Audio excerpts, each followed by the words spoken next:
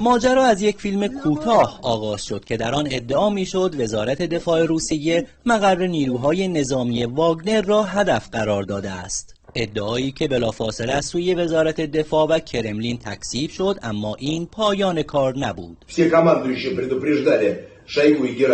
شامگاه جمعه یوگنی پریگوژین فرمانده گروه نظامی واگنر به عنوان پیمانکار بخش خصوصی در جنگ بین روسیه و اوکراین که از حدود 1 ماه پیش وارد جدالی لفظی با سرگئی شویگو وزیر دفاع روسیه شده بود، با انتشار ویدیویی تازه بار دیگر بر ادعای خود پافشاری کرد.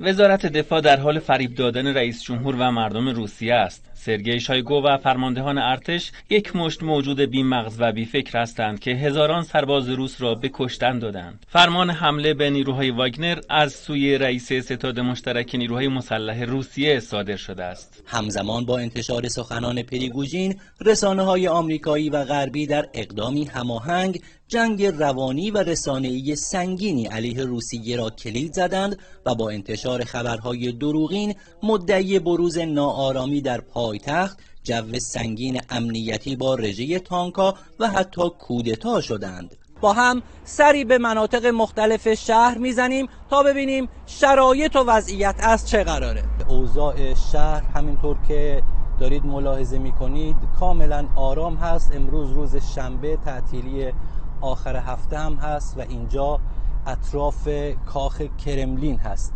که تقریبا میشه گفت با روزهای عادی تفاوت چندان محسوسی نداره.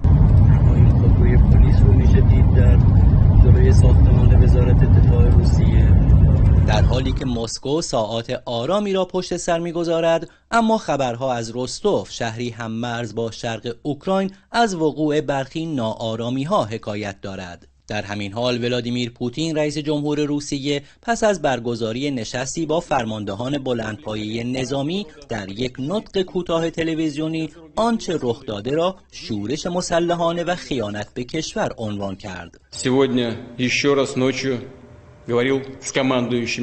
شورش مسلحانه پریگوژن فرمانده گروه نظامی واگنر خیانت به کشور و مصداق خنجر از پشت به میهن است.